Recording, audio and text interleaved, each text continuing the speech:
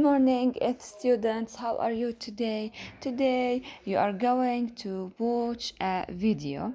Then you have to do exercise B and C. And in exercise B, you have to watch the video and decide if these statements are true or false. And that the documentary is quite short. معناته في exercise B رح نشوف الفيديو ونسمعه ونقرر إذا هدول الجمل عندي صحيحة أو لا. So you have to write T for true or F for false. And in exercise C, before you watch the video, you have to read the text without filling in any answers at this stage. So you have to read it. Then, while you're watching, you have to fill the missing blanks. You have these words in yellow box. So while watching, please pay attention in order to fill the missing blank. So now, please pay attention and watch the video.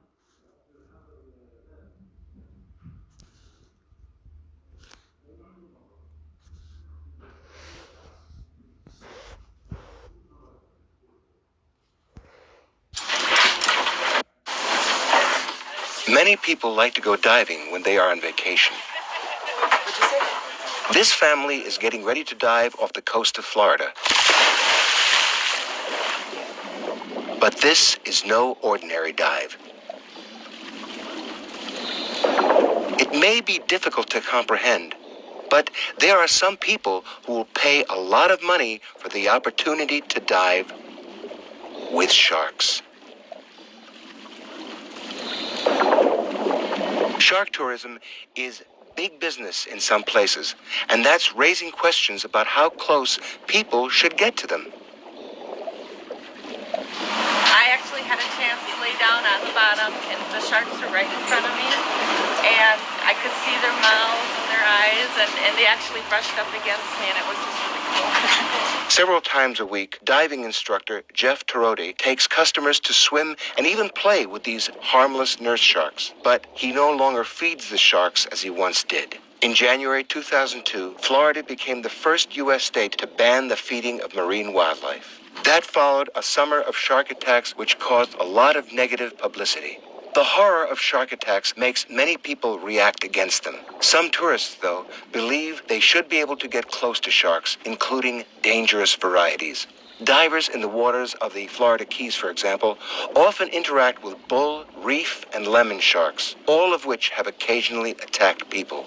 But despite such attacks, it would be inaccurate to say that sharks kill a lot of people. In fact, dogs bite more people than sharks do, and you have a greater chance of getting killed by lightning, bees, or snakes than by a shark. In one recent year, there were just 60 shark attacks against humans, and just 3 deaths worldwide. Still, some people think that it's foolish to feed sharks and bring them close to busy beaches. Bob DeMond has been a diver for 30 years. He's still diving today, although he's worried that sharks may be losing their fear of humans. Feeding sharks, the reason or the purpose that people feed sharks is to attract them to human beings. That's why they do it. You may not be a shark's prey, but